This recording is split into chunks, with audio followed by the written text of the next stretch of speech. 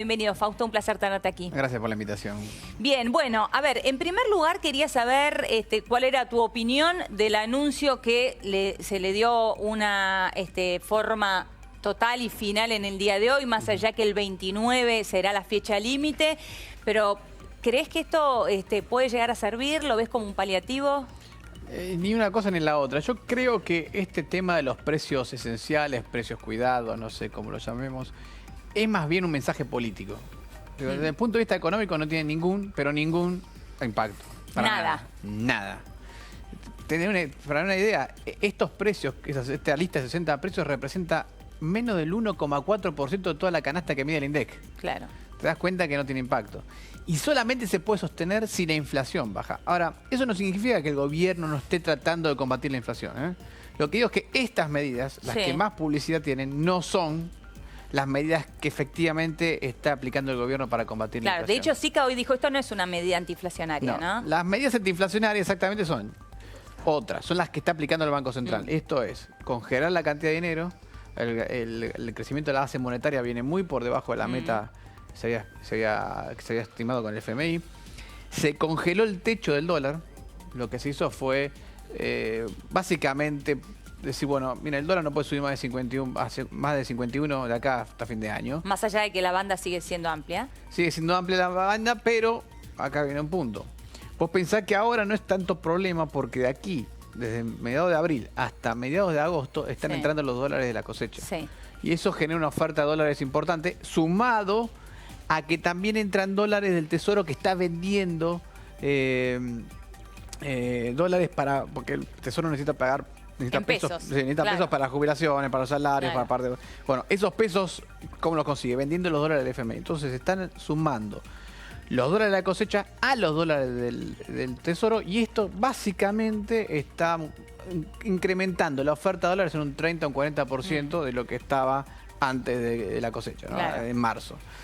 Con lo cual ya tenés una oferta de dólares. Esto sigue hasta agosto. En agosto los dólares de la cosecha empiezan a agotarse y ahí es donde también es más peligroso para el gobierno, porque son las PASO. Claro, por eso. Es más, te voy a hacerte un dato.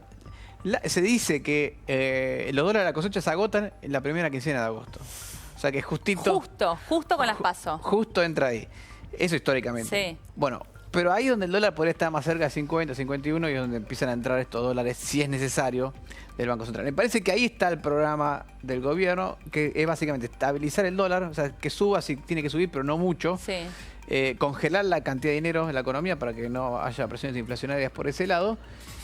Y del lado del marketing político, este acuerdo de precios que me parece que es la señal que quiere dar el gobierno de que está haciendo algo por la inflación. Porque lo otro no creo que le llegue tanto a la gente que le Ahora, este anuncio que como vos llamás es de marketing político y que no tiene una incidencia real en la economía ni en la inflación. En definitiva, ¿es solamente para la política interna? Porque este mensaje a los mercados no le gustó tampoco. Yo creo que los mercados, sí, es cierto, vinieron cayendo desde el jueves, pero me parece que viene más por un tema político que para un tema de estos anuncios, ¿no? Vos pensás que en general el inversor financiero no está mirando tanto a la inflación. De hecho, a él no le pega la inflación. Al inversor extranjero no vive acá, no le pega. Sí, lo que está mirando son las encuestas. Y si hay un temor grande en los mercados internacionales es la posibilidad de que Cristina Kirchner vuelva al gobierno, porque entienden que se van a congelar las tarifas de servicios públicos, se va a volver al default, no se va a pagar la deuda, etcétera. Sí. Ese tipo de cosas es lo que el gobierno o lo que los inversores entienden que puede pasar con Cristina. No digo que Cristina lo vaya a hacer, simplemente digo que... Claro, según la historia creen que ella va a reaccionar de esta manera. Exactamente, lo que espera el mercado es que reaccione de esa manera. Entonces, ¿qué pasa? Cuando Cristina empieza a tener encuestas muy positivas, los bonos caen. Sí. O sea, si vos tenés un bono argentino, ¿para qué estoy teniendo un bono argentino si puede ganar Cristina Kirchner? Me pueden defaultear o no, pero no importa. Hay tantos bonos en el mundo para comprar. ¿Por qué estoy con esto? Claro. Y ahí es donde empiezan a vender los bonos y empieza a caer el precio del bono y subir el riesgo país, que es la contrapartida, ¿no? ¿La economía es expectativa entonces? Totalmente. Los mercados son expectativas. Los mercados son expectativas. Vos pensás que... Es más, desde el punto de vista técnico, cualquier activo financiero se evalúa, el precio que tiene un activo financiero es el valor futuro descontado. O sea que tenés que calcular un valor futuro, que lo calculás básicamente según expectativas. Si sos Estados Unidos, tenés un bono norteamericano, sabés que el precio que te prometieron pagarte el bono es perfecto, va a ser eso lo que te van a pagar. Claro, pero eso sabés que se va Argentina a cumplir. puede no ser tan así. Y por eso los mercados son pura expectativa. Siempre están tradeando expectativas, ¿no? Están cotizando expectativas. Y por eso es tan sensible. Hablábamos antes de cámara que vos decías lo mismo. Así va a ser que los próximos meses los mercados van a estar un poco volátiles, ¿no? Claro, van a estar volátiles por lo menos hasta las PASO seguro. Exactamente. Por eso el gobierno puso este límite del dólar. En el fondo está pensando en esa volatilidad del dólar. Claro. Ahora, ¿qué grado de volatilidad soporta este programa económico? Sí. Creo que el actual. No más que el actual. Quiero decir, mientras el mercado esté, bueno, puede ganar Cristina, puede ganar Macri, 50 y 50, eso lo soporta. Ahora, una posibilidad muy grande que gane Cristina va a implicar una salida de divisas muy grande, una demanda de dólares muy grande, ya protectivas directamente, bien, protectivas en el sentido de defensivas. Sí. Es decir, la dolarización de carteras. Exactamente. Sí. Cuando se dolaricen las carteras en forma defensiva, bueno, no sé si un ataque muy grande de ese tipo se puede aguantar este programa económico, ¿no? Me parece que es un programa económico que tiene cierta lógica, está pensado para llegar a las elecciones, para tratar de calmar la inflación, que también tiene impacto sobre la actividad económica. Porque lo que el gobierno tiene calculado, y hace bien en calcular, es lo siguiente. En el tercer trimestre debería empezar a verse cierta recuperación de salarios, cierta recuperación de las jubilaciones, cierta recuperación de las asignaciones universales, que en realidad eso ya pasó, pero... ¿Por qué? Porque por la fórmula jubilatoria se empieza a ajustar ya las jubilaciones arriba del 40%. Van a haber terminado casi todas las paritarias. Las paritarias, claro. Ya van a estar los sueldos nuevos. Ya van a estar los sueldos nuevos. Entonces, si la inflación empieza a bajar, alguna recomposición del consumo podrías tener en el tercer trimestre, si eso sucede. Ahora, si se te escapa el dólar y la inflación no baja para nada, o sea, no estamos hablando de que baje a 10, que baje de 4% mensual a 2 es suficiente. Es suficiente.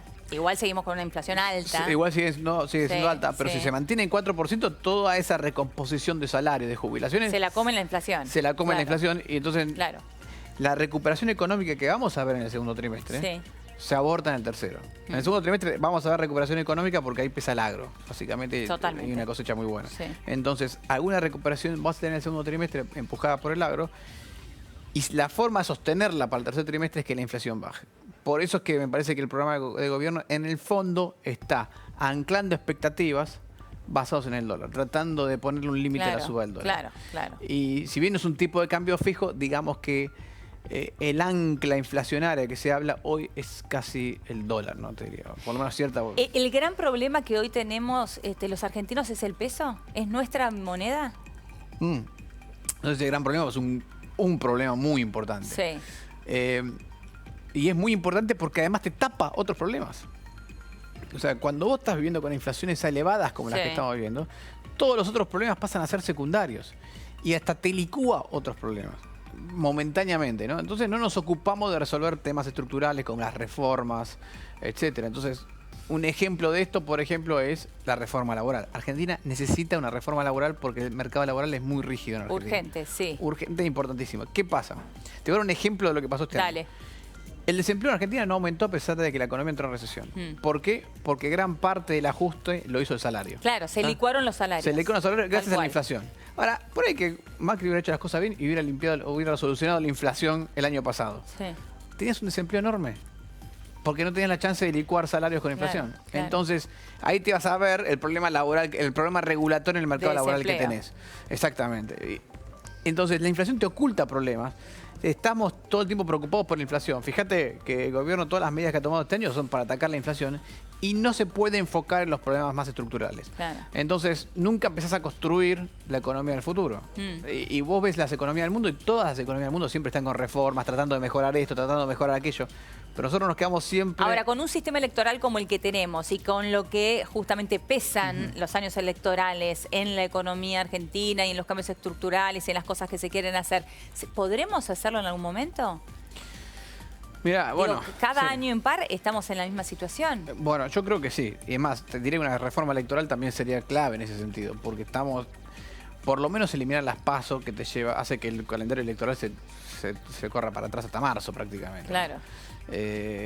Antes, y digo, eliminar las PASO no te soluciona el problema, pero por lo menos por lo menos tenés las elecciones en octubre y tenés todo el año para hacer cosas. Claro, tal cual. No tenés tantas fechas límites como ahora. Fechas límites bueno, ahora como ya estamos pendientes de junio por justamente son las alianzas y los candidatos. Después en agosto las PASO y después en octubre. Sí, porque si en junio son las alianzas de los candidatos, en mayo ya se empieza a discutir las elecciones. Tal cual. Y encima empezamos a tener encuestas sin saber ni siquiera quiénes son los candidatos.